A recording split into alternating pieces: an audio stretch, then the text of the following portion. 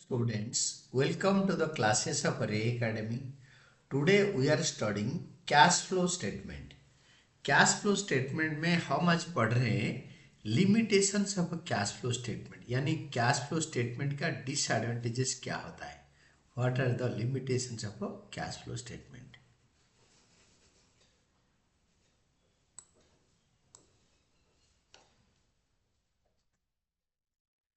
तो limitations of cash flow statement क्या होता है. Disadvantages.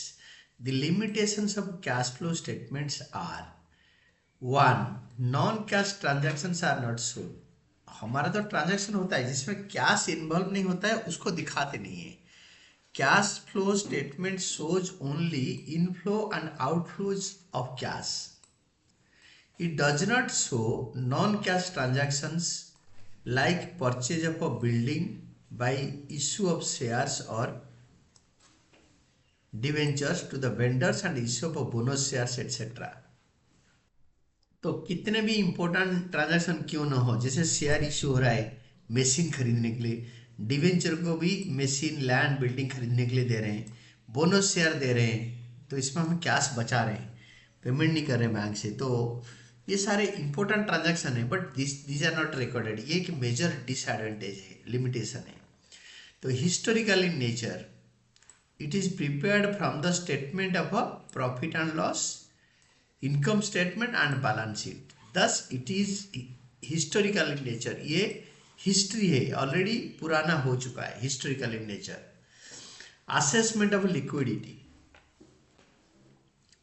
Assessment of liquidity.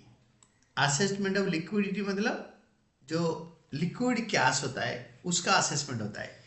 Liquidity of the enterprise can not be determined from cash flow statement alone. Cash flow statement में alone liquidity determine नहीं हो सकता, because it depends on other factors like current assets, current liabilities. Cash and cash equivalents is one of the components of current assets.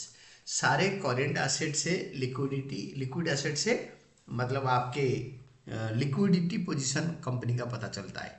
Cash and cash equivalent एक component होता है, बाकी current investment होता है, debtor होते हैं, bills receivable होता है. ये सारे बहुत सारे कंपोनेंट को लेकर करंट एसेट होता है. तो ये सारे कंपोनेंट कैश फ्लो में रिवल नहीं होता है, तो it does not assess the liquidity perfectly.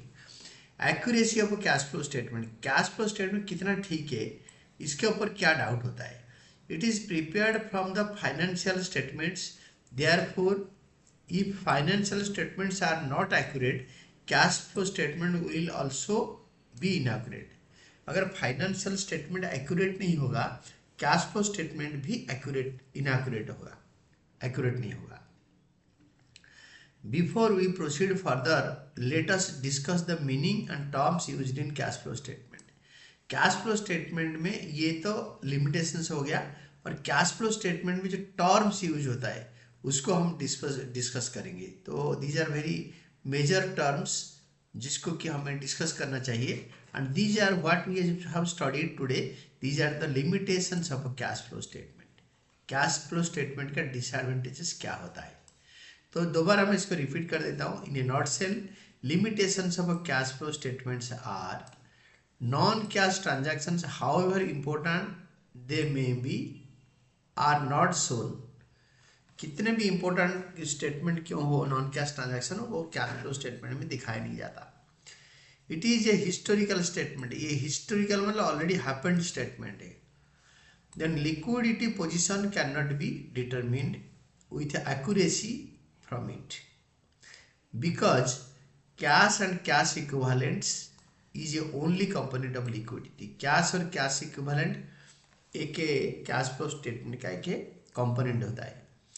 Then financial statements are prepared inaccurately. Cash flow statement does not give correct position. ये फाइनेंशियल पोजीशन अगर गलती से बना होगा फाइनेंशियल स्टेटमेंट, तो कैश फ्लो स्टेटमेंट एकदम करेक्ट पोजीशन देगा नहीं. तो ये इसका होता है लिमिटेशंस और disadvantages of cash flow statement.